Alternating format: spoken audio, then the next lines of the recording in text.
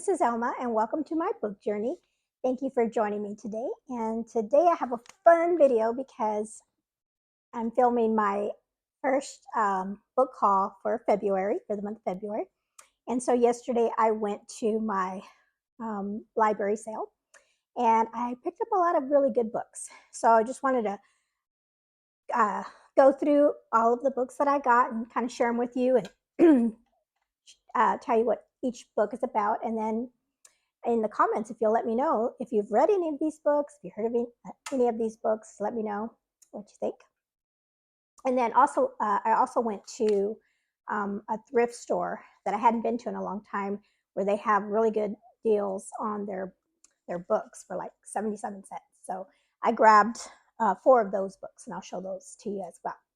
Okay, so the first ones I want to show you were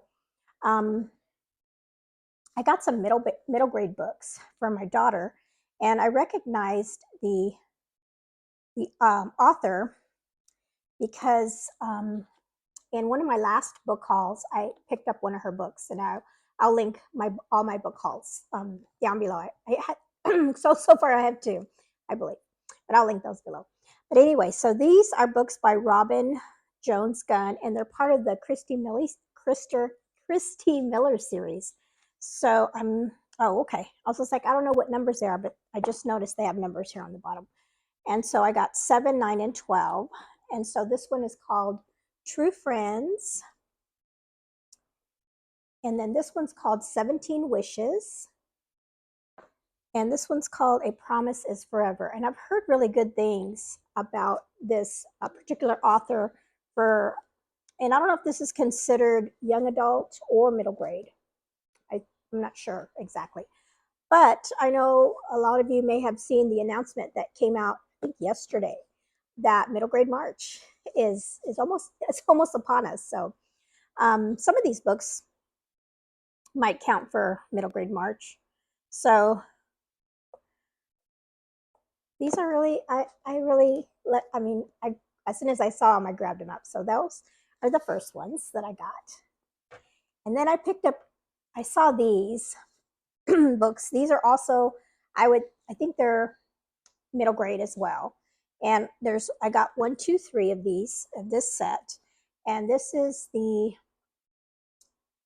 I don't know if they have a name as far as the series, but it's a sci-fi middle grade. And the first one is called Danger Boy. Eli Sands is Tangled in Time. So I think it's a time thing. So this one says the year is 2019, and a secret government agency is forcing Eli Sands' dad to continue with his time travel experiments, even though Eli's mom has just disappeared in one.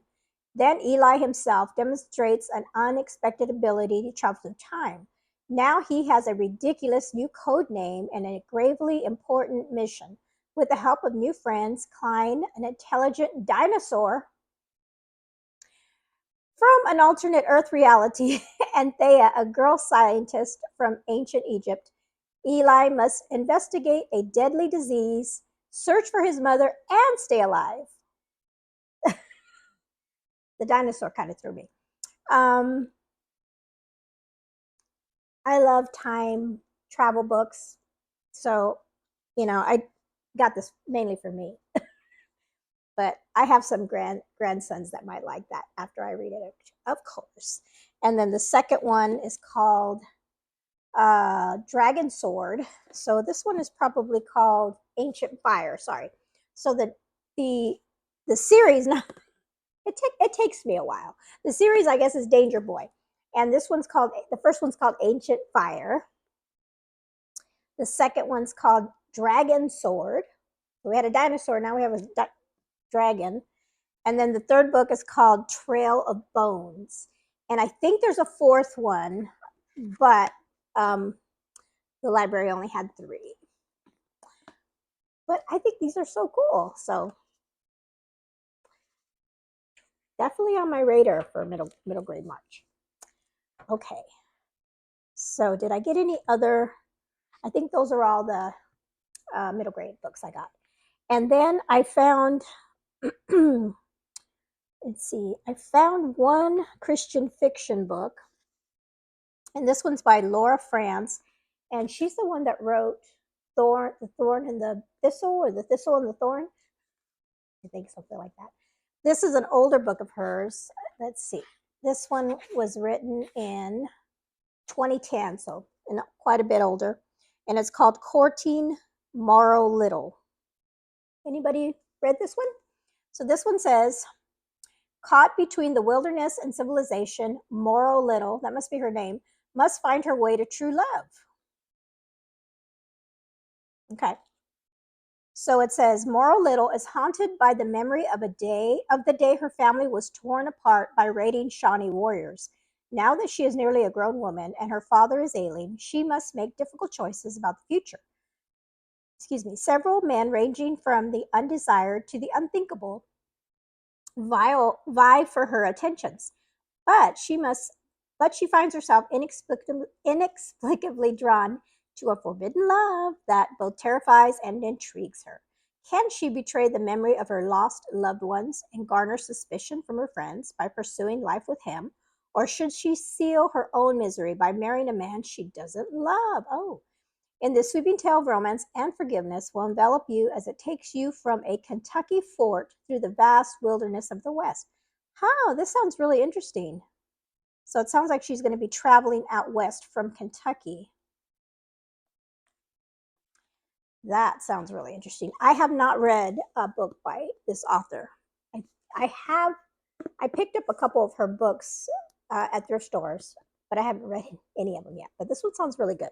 So that was one Christian fiction I got. Oh, I made a mistake. I did have one more middle grade book. This one is called Shadow. I just like the cover. It's called The Shadow Hunt by Catherine Langrish. And this is another fantasy middle grade. And this one says Wolf is on the run. I was remembering the prompts from our middle grade, but there's no one of them is if it has an animal on the cover, and when it said wolf, but there's no animal on the cover.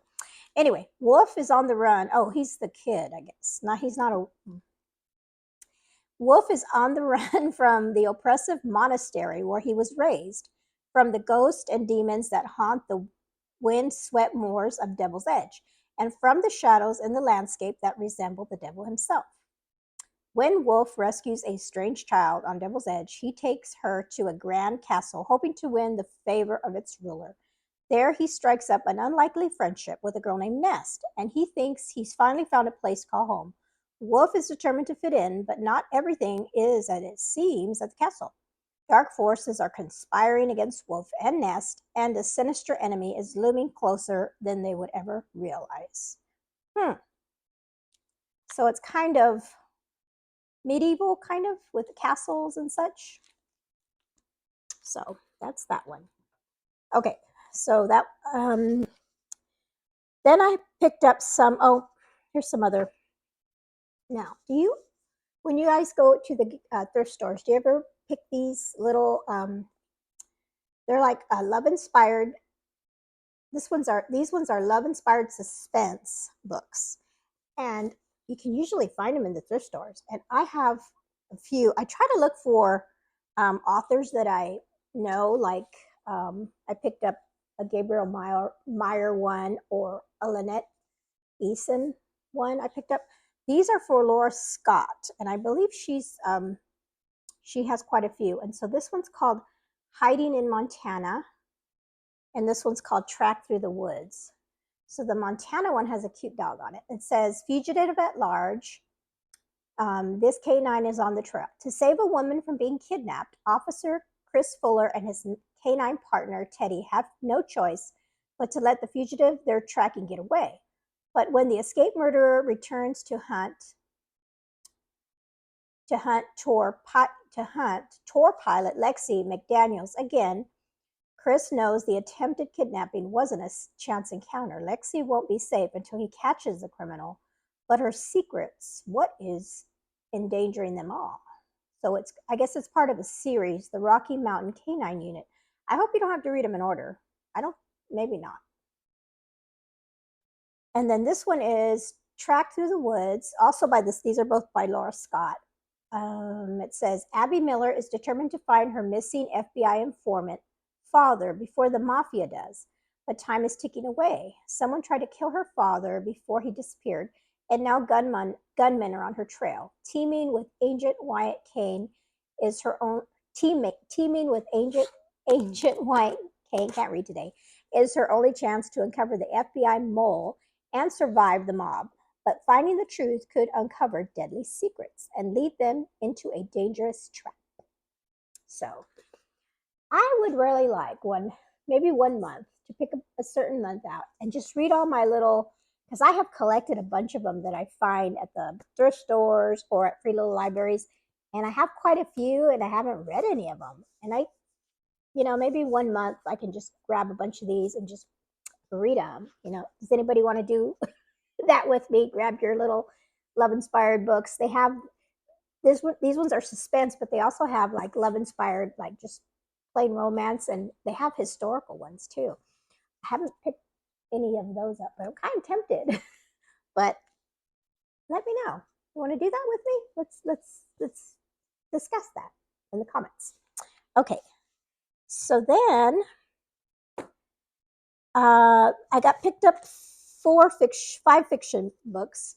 This one I recognized the author, and then after I got it and picked it up, I realized this is part of a series, and this is part of the Royal Spinous Mystery series, and this is like way down. Here's the series, and mine is way down here.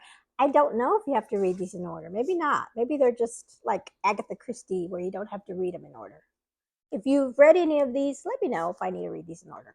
But anyway, this one is called Crowned and Dangerous. And it says, nothing is simple when you're 35th in line for the British crown. But when it comes to love, Lady Georgiana Rannoch and her beau, Darcy O'Mara, hope to bypass a few royal rules. With Darcy driving me out of London, I don't want to read it. That's part of the book, I guess. But anyway, so it's like a mystery. And I didn't read a whole lot of I don't think I read any cozy mysteries last year. They were on my TBRs and I never got around to them. But I would like to read some mysteries this year. So and I think March is mystery month too. So let me know if you've read any of these books. And then I picked up, I read a really good book. In my last video, I talked about it, Frozen River, and I really loved that. And I saw this cover, and it kind of gave me Frozen River vibes because it was, out in the cold, and it actually is kind of in the same, well, not maybe 100 years after maybe Frozen River, but this one's called The Tenderness of Wolves by Steph Penny. And it says the year is 1867, winter, so it's a winter read, I guess. Winter has just tightened its grip on Dove River, another river, a tiny isolated settlement in the Northern Territory, when Laurent Jamet is brutally murdered. Another murder. A local woman, Mrs. Ross, stumbles upon the crime scene and sees the tracks leading from the dead man's cabin north toward the forest and the tundra beyond. It is Mrs. Rock's knock on the door of the largest house in Caulfield that launches the investigation. So you can see why this gave me the Frozen River vibes. So that's why I couldn't resist, had to pick it up. And then, and you all know that I really love collecting my World War II books. And I found one that's really interesting for a World War II, because the reason I picked it up was I saw the Hansel and Gretel, and right now we're in the middle of the fairy tale retelling and retellings, and it says the true story of Hansel and Gretel, a novel of war and survival. So when I saw it on there, I thought, oh, and it says a poignant and suspenseful retelling of a famous fairy tale set in a war-torn world. So it's a retelling of Hansel and Gretel in World War II. Talk about a little interesting. It says in the last months of the Nazi occupation of Poland, two children are left by their father and stepmother to find safety in a dense forest. Because because their real names will reveal their Jewishness, they are renamed Hansel and Gretel. They wander the woods until they are taken in by Magna, an eccentric and stubborn old woman called Witch, by the nearby villagers. Magna is determined to save them, even as a German officer arrives in the village with his own plans for the children. Isn't that cool? What a neat. I mean, I love World War II stories and about the things that happened to the Jewish people, but now it's got a little fairy tale spin on it. I don't think it's a fairy tale though. I think they're just using the names, but isn't that? I just thought that was really interesting. So that was a cool find. And then this one I picked up. I picked it up because I really like the cover. It was so pretty. Not a pretty cover? And it's called Raising Hope by Katie Willard. And this book is about, it says, Ruth Teller was a tough-talking, smart aleck who figured she was going nowhere fast. Sarah Lynn Hoffman was a prime overachiever who knew she was destined to do great things when life happened to them and all their expectations were turned upside down. I believe it's about a single mother and her daughter. So it's a mother-daughter kind of story. And so I just think that's a pretty cover. Any kind of challenges that I get that says pretty cover, I'll have it. Okay, let's see. I did that one. And then this one in my World War II video, and I'll post that down below. One of the comments on the book, and I had to write it down. Radiance Rush.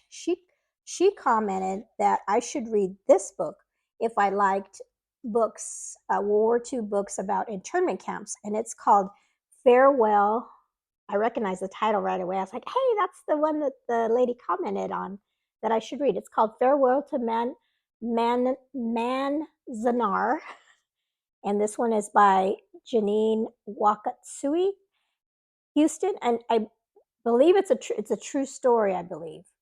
And so it says the touching true story of a Japanese American family during World War II. And it's not that; it's a really small one.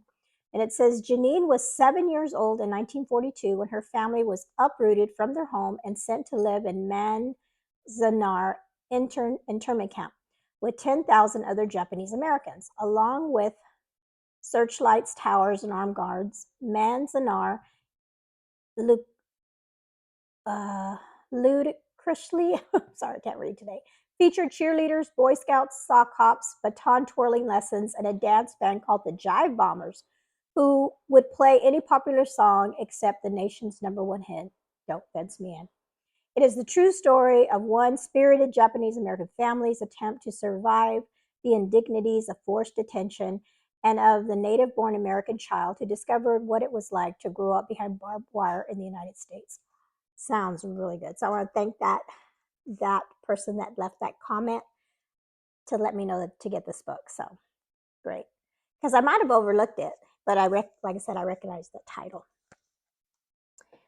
So then at the library, they also have a really big selection of like nonfiction books and biographies and things like that. And so I picked up 3 of those that really sounded really interesting to me. The first one is about the World War II and the Holocaust, called I Want You to Know We're Still Here. And this talks about a family, a Jewish family, and it says, how do you remember someone who has left no trace? Esther Safran Foyer grew up in a family where the past was too terrible to speak of. Her parents, the only members of their families to survive the Holocaust, never shared the horrors they suffered. So this is Esther's story and her determination to remember those she lost and the kinship after the tragedy. And it has pictures of the family. And let me see. Oh, there's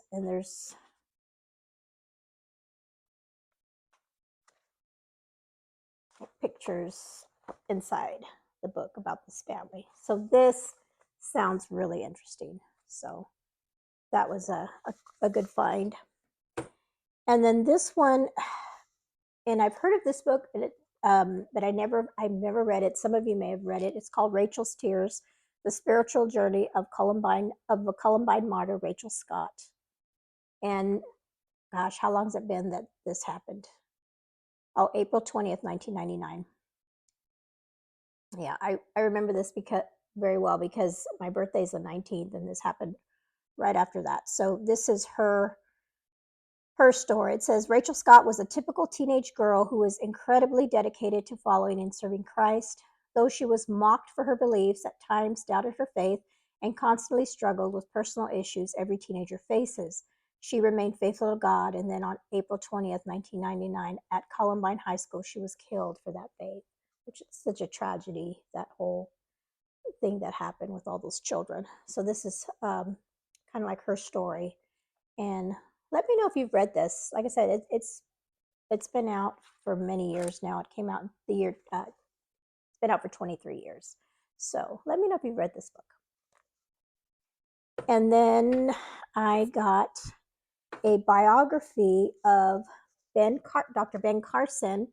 It's called Gifted Hands, and they actually made a movie about this with. I'm trying to think of the actor. Oh, what's his name? And my daughter really loved that movie. And his story is so amazing. He grew up with a single mother, him and his brother, in, I think, Detroit. Yeah. It says Dr. Ben Carson is known around the world as for breakthroughs in neurosurgery that have brought hope where no hope existed. In Gifted Hands, he tells of his inspiring odyssey from his childhood in inner city Detroit to his position as director of pediatric neurosurgery at Johns Hopkins Medical Institutions at age 33. Taking you into the operating room where he saved countless lives, Dr. Carson is a role model for anyone who attempts the seemingly impossible. In the movie, it talks about how his mom didn't know how to read, and she wanted her boys to get an education and read and not watch TV all day. And he went on, like I said, he went on to be a neurosurgeon, and he's famous for operating on twin babies that were like Siamese babies that were connected, and he was able to separate them. And I think he was the first pediatric neurosurgeon to do that. So his story is really amazing. So got that one. Okay, let's see. I think I've talked about all of these. And then I picked up a classic. And this was my big spend for the day, $3. This is Jane Mansfield. Jane Mansfield.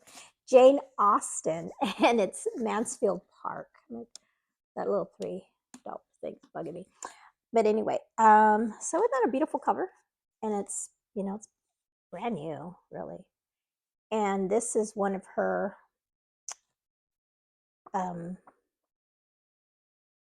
novels. It says in the back of the book says Mary Crawford is not the heroine of Mansfield Park, Fanny Price is, and therein lies the novel's great surprise. For Fanny differs not merely from Mary, but also from our most basic expectations of what a novel's protagonist should do and be. So I really want to read Pride and Prejudice by this author, and now I have another one. Well, actually, I have three. I have Pride and Prejudice that I picked up, and then I have Persuasion, which is a shorter one. This one is the largest of all three of them that I couldn't resist. It's such a pretty edition that I picked up. Okay, I think that's all from my library sale. Yes, that's all from our library sale. But then I had also gone to the thrift store, and like I said, and I found some really good ones too. So the first one I found was This one says, inspired by the true story that gripped the nation. Lost Boy Found by Kirsten Alexander. And this one says, one missing child. On a summer's day in 1913 at Half Moon Lake, Louisiana, 4-year-old Sonny Davenport walks into the woods and never returns. His mysterious disappearance from the family's lake house makes front-page news in his hometown of Opelousas. John Henry and Mary Davenport are wealthy and influential and will do anything to find their son. For 2 years, the Davenports search across the South, offer increasingly large rewards, and struggle not to give in to despair. So that sounds really good. So I picked up that one. And then I found one by, I recognized the author, Kristen Carmel. She's the one that wrote the one about the books. Oh gosh, I can't think of list of books or something like that. It's like a World War II book. This one's called The Sweetness of Forgetting. So it must be one of her older books because this is 2012. This came out. It says, at 36, Hope McKenna Smith is no stranger to bad news. She lost her mother to cancer, her husband left her for a 22-year-old, and her bank account is nearly depleted. Her own dreams of becoming a lawyer long gone. She's running a failing family bakery at Cape Cod and raising a troubled preteen. Now Hope's beloved French-born grandmother, Mamie, who wooed the Cape with her fabulous pastries for more than 50 years, is drifting away into the haze of Alzheimer's. But in a rare moment of clarity, Mamie realizes that unless she tells Hope about the past, the secret she held onto for so many years will soon be lost forever. Tantalizingly, she reveals mysterious snippets of a tragic history in Paris, and then, arming her with a scrawled list of names, she likes names in her books, I guess, names, she sends Hope to France to uncover a 72-year-old mystery. Oh, this is not what I thought. Wow, this sounds really interesting. So mystery, I wonder if it's like a dual timeline kind of thing that goes back and forth. Oh, it's one of those books that has recipes. Lemon grape cheesecake. I've heard of that before. Let's see, is that the only one? Oh, no, here's another one. North Star vanilla cupcakes. Ah, that's pretty cool. Well, it says the sweetness, so I guess I should have picked up on that. So that's pretty cool. So that's a good find. And then this book I recognized right away. I recognized the cover. I've seen this before. And so this is this fairly new then? Because let's see when this one came out. 2022, so a couple years. So it's called One Italian Summer by Rebecca Sorrell. And again, let me know if you've read this book. It says, when her mother dies, Katie Silver is left reeling. Carol wasn't just her mom, she was Katie's best friend and her first phone call. Carol had all the answers. To make matters worse, the mother-daughter trip of a lifetime looms. 2 weeks in Postano, following the very same route Carol did as a young woman. Katie had been waiting years for Carol to take her, and now suddenly she is faced with going on this adventure alone. But as soon as Katie steps foot on the Amalfi Coast, things begin to change. She is buoyed by the stunning cliffsides, incredible food, and charming hotel staff.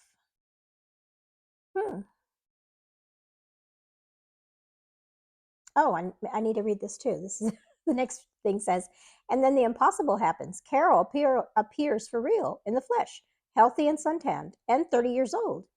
Katie doesn't understand what is happening or how, but over the course of her time in Italy, Katie gets to know Carol in this new form, and soon she must reconcile the mother she loved with a young woman she is meeting for the first time. One Italian Summer is a transcendent novel about how we move on after great loss and how the people we love never truly leave us. Interesting. So she meets her mother. A magical trip with taking, a story about love, loss, and that point in adulthood where we learn our parents are human too and not always perfect. Please let me know if you've read this. I'm really curious now. But this looks like a really good summer read for this year, I think. And then the last book was one when I saw it, I just like was so excited because it was actually like on my list to buy ever since I heard what it was about. And it's called We Were the Lucky Ones. And this one is about a family, a Jewish family. And it says, in the spring of 1939, 3 generations of the Kirk family are doing their best to live normal lives, even as the shadow of war grows closer. The talk around the family Seder table is of new babies and budding romance, not of the increasing hardships threatening Jews in their hometown of Redam, Poland. But soon the horrors overtaking Europe will become inescapable, and the Kirks will be flung to the far corners of the world, each desperately trying to navigate his or own path to safety. A debut novel of breathtaking sweep and scope that propels readers from the jazz clubs of Paris to the farthest reaches of the Siberian gulag. We Were the Lucky Ones is an extraordinary story of love and hope in the face of one of the 20th century's darkest moments. Yes. And I'm trying to think if this is a true story. I think it is. It might be. Has a sweet little family tree on there. So sounds like it's gonna take a look at how the different family members went their different ways after or during the war. So really interested to read that one. Okay, so that is all the books that I have. As you can see, I picked up quite a bit. Turning my cart to make sure I got them all. I did. And so again, let me know if you've read any of these books. And let me know too if you read a lot of these love inspired books. Tell me how those are. Okay, so thank you again for watching, and come back again, like and subscribe, and you all have a blessed day. Bye-bye.